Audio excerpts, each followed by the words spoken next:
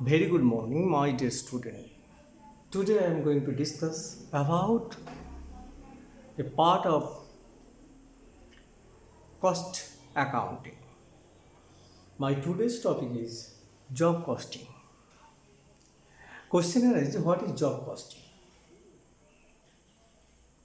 বিষয়টা যাওয়ার আগে একটা উদাহরণে যাওয়া যাক। ধরা যাক আমার বোনের বিয়ে, কোথাও একটা কার্ড ছাপাতে দিলাম, তার কাছ দিয়ে কত কার্ড ছাপাবো সেটা বললাম এবং তার কাছ দিয়ে একটা কোটেশন নিলাম। অথবা বাড়ির আসবাবপত্র তৈরি করব, তার জন্য কোটেশন নিতে চাইলাম। অর্থাৎ বলা হয় জব কস্টিং আর contract costing more or less same, কিন্তু পার্থক্য আছে। জব কস্টিং হচ্ছে যেখানে ফ্যাক্টরি সেখানেই কাজটা করা যেতে পারে, করা হয় সাধারণত। এক স্থান থেকে অন্য স্থানে যাওয়ার কোনো দরকার হয় না। কিন্তু কন্ট্রাক্ট কস্টিংয়ের ক্ষেত্রে অবশ্যই এক স্থান থেকে অন্য স্থানে গিয়ে কাজটা করতে হয়। যে জায়গায় কাজটা করতে হবে, যেমন রোড, রোড নিশ্চয়ই আমার ঘরে ফ্যাক্টরি থাকলে সেখানে করতে পারবো না, যে জায়গার রোড সেখানে গিয়ে করতে হবে। মূলত বড় কাজের জন্য কন্ট্রাক্ট, ছোট কাজের জন্য জব, এই হচ্ছে সাধারণ একটা পার্থক্য। এখন জব কস্টিং যেটা মূল জিনিসগুলো আমাদের মাথায় রাখতে হবে এই কাজটা করতে গিয়ে, প্রথম হচ্ছে কোটেশন প্রাইস। কোটেশন প্রাইস সেটা কি? সেটা হচ্ছে কস্ট, টোটাল কস্ট, তার সাথে থাকবে প্রফিট, মিলে হচ্ছে কোটেশন প্রাইস। এখন এটার জন্য বের করবো যেটা, সেটা হচ্ছে job cost sheet, JCS, that means job cost sheet. এবার আমাদের কস্ট শিটের ধারণা আছে, সেখান থেকে আগে আমি দেখি কস্ট।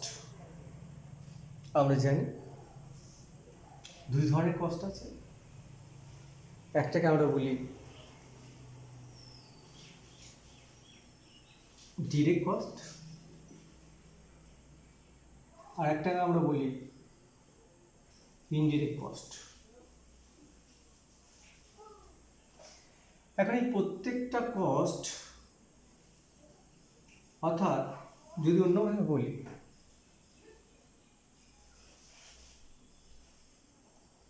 আমরা যে কোনো কাজ করতে গেলে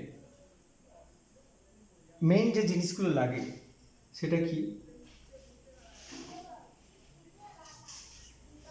এক কথায় আমি সেটাকে বলি মল।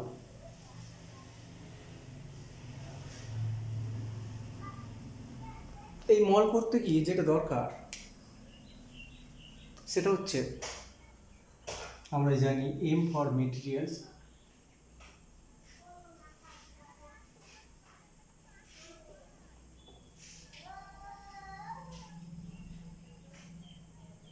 এল ফর লেবার,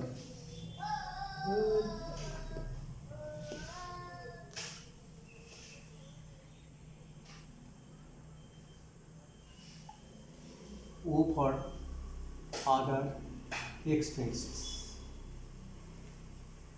এই তিন ধরনের কস্টেরই ডাইরেক্ট আছে, তাদের ইনডাইরেক্ট আছে। এই সমস্ত ইনডাইরেক্ট কস্টকে অ্যাকচুয়ালি আমরা বলি ওভারহেড কস্ট, আর সমস্ত ডিরেক্ট কস্টটাকে আমরা মিলিয়ে তৈরি করি প্রাইম কস্ট। প্রাইম কস্ট, তাহলে আমরা দুটো পেলাম, একটা হচ্ছে প্রাইম কস্ট, একটা হচ্ছে ওভারহেড কস্ট। সব ডিরেক্ট কস্টগুলো মিলে হচ্ছে প্রাইম কস্ট, সব ইনডিরেক্ট কস্টগুলো মিলে হচ্ছে ওভারহেড কস্ট। এখন এই ওভারহেড কস্টের মধ্যে যে জিনিসগুলো আমরা পাই সেগুলো কি? একটা হচ্ছে পি, একটা হচ্ছে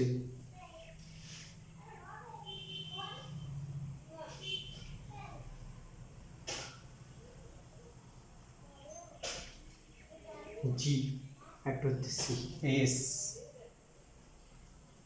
আর তার আগে যেটা আছে সেটা হচ্ছে পি। তাহলে এইটা প্লাস হচ্ছে এই কটা মিলে তৈরি হয় যেটা, সেটা আমরা এক কথায় আমরা বলি P F P GS. P F P GS, P for prime cost, F for factory cost, P for production cost, G for goods sold, S for sales। এগুলো সবই cost of goods sold, cost of sales, যেহেতু এখানে কোনো profit করা হয়, addition করা হয়। এবার এর সাথে অ্যাড আমরা করি কি, এই কস্ট অফ সেলের সাথে প্রফিট অ্যাড করলাম, পেয়ে গেলাম সেলস ভ্যালু। এটাই হচ্ছে আমার কস্ট শিটের মূল জিনিস। তাহলে কি হলো, আমি কি পেলাম, প্রাইম কস্ট, তার সাথে যোগ করলাম ফ্যাক্টরি কস্ট, মিলে হয়ে গেল ফ্যাক্টরি ওভারহেড। যা হলো তার সাথে আমি যোগ করলাম প্রোডাকশন অ্যান্ড অ্যাডমিনিস্ট্রেটিভ কস্ট মিলে তৈরি করে দিলাম, যেটা পেলাম সেটা হচ্ছে প্রোডাকশন ওভারহেড। যা হলো তার সাথে আমি যোগ করলাম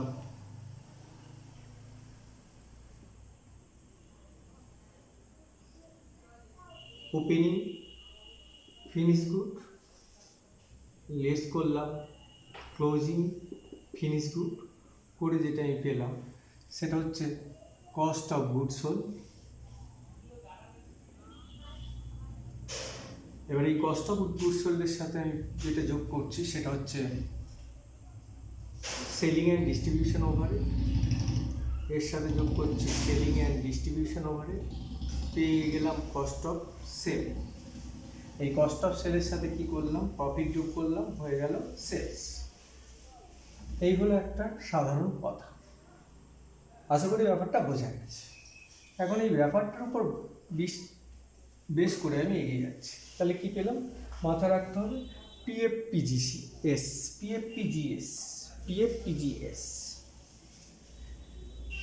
এবার একটা অঙ্ক নিয়েছি, সেই অঙ্কটার দিকে একটু এগিয়ে যাই।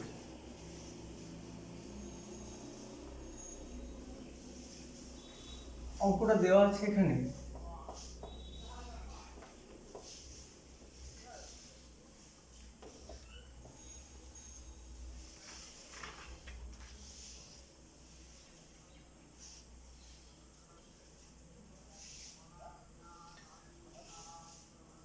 জবের নাম, জব নাম্বার 500, মেটেরিয়ালস ইউজ করা হয়েছে তার রুপিসটা বলা আছে, ডিরেক্ট ওয়েজেস বলে দিয়েছে এবিসি তিনটের,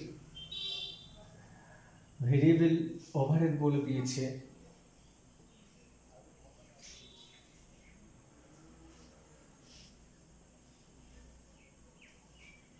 এগুলো হচ্ছে department A, department B, department C, department A, department B, department C. তাদের লেবার আওয়ার বলে দিয়েছে, তার রুপিস বলে দিয়েছে, সবগুলো বলে দিয়েছে। বলা হয়েছে যে 25% প্রফিট আনতে হবে সেলিং প্রাইসের উপর, এর উপর বেস করে আমাকে কস্ট শিট তৈরি করতে হবে। তাহলে আমি করছি সলিউশন, জব কস্ট শিট। আমাকে এখানে কি থাকবে, পার্টিকুলার্স থাকতে হবে, তারপর যেটা থাকতে হবে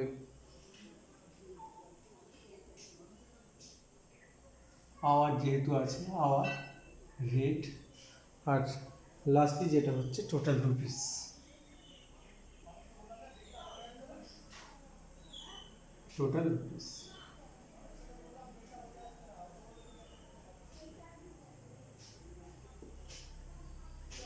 প্রথমে আসি মেটেরিয়ালসের ক্ষেত্রে। মেটেরিয়ালস আমার তো বলাই আছে, টোটাল রুপিস হচ্ছে 1000। আমরা এইমাত্র বলেছিলাম মেটেরিয়ালস, লেবার, ওভারহেড 3 ধরনের কস্ট। তো এখানেও 3 ধরনের কস্ট আছে, অর্থাৎ যেটাকে আমি বলছিলাম মল, সেটা এখানে আছে, মেটেরিয়াল, লেবার, ওভারহেড। তাহলে মেটেরিয়ালস এখানে আছে,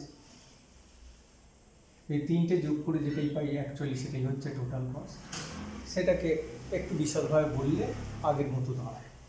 তো মেটেরিয়ালস পেয়ে গেছি, এবার আমার দরকার হচ্ছে labour, that means direct wages বলা আছে। আওয়ার বলে দিয়েছি department A, department B, department C. প্রথমে আছে 20 আওয়ার, তারপরে আছে 16 আওয়ার, তারপরে আছে 10 আওয়ার্স। তাদের রেট বলে দিয়েছে, প্রথমটা 5 টাকা, তারপরে আছে 6 টাকা, তারপরে আছে 8 টাকা। তাহলে আমার টোটাল দাঁড়াচ্ছে 196.8। টোটাল এটা করলে যেটা দাঁড়ায় সেটা হচ্ছে 1276। This is called prime cost. That is, all direct costs are called prime cost. এবার তার সাথে হচ্ছে indirect cost, that means overhead.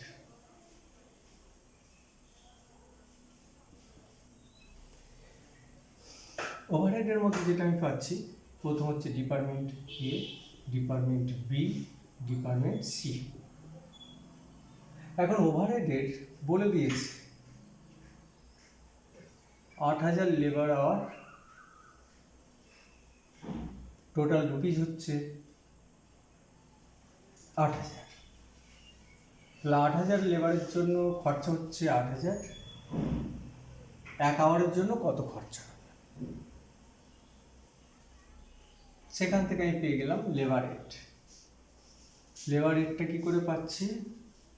Labour rate আমি লেবার রেট যেহেতু এখানে লিখি, লেবার রেটটা আমাকে ক্যালকুলেট করতে হবে। কি করে পাচ্ছি? যে amount divided by labour hour করলে আমি যেটা পাবো সেটা পেয়ে যাচ্ছি। তাহলে এর ক্ষেত্রে কি হচ্ছে 8000 বাই 8000, বির ক্ষেত্রে কি হচ্ছে 10000 বাই 5000, সির ক্ষেত্রে হচ্ছে 8000 বাই 2000। তাহলে এখানে 1, এখানে হচ্ছে 2, এখানে হচ্ছে 4 রুপিস পেয়ে গেলাম। তাহলে আমি লেবার রেটে লিখে দিতে পারি 1, 2 অ্যান্ড 4। এবার ধরে নেওয়া হচ্ছে যে আওয়ারটা সেম আছে, যেহেতু এখানে আছে আওয়ার, তাহলে আওয়ার হচ্ছে 20, এখানে হচ্ছে ডিপার্টমেন্ট 16 আওয়ার নিয়েছে, ডিপার্টমেন্ট সি নিয়েছে 10 আওয়ার্স। তাহলে এখানে টোটাল দাঁড়াচ্ছে 20, 16 দিয়ে 32, 4 10 40 করে আমার টোটাল যেটা ভ্যালু দাঁড়ালো সেটা হচ্ছে 1368। 1368, this is the cost, that is total cost.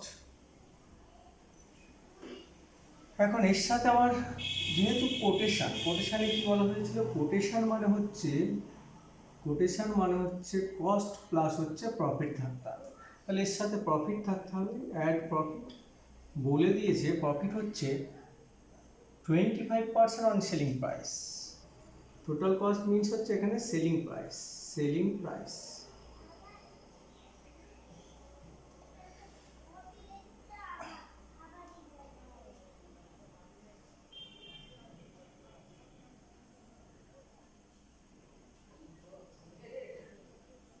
Sorry,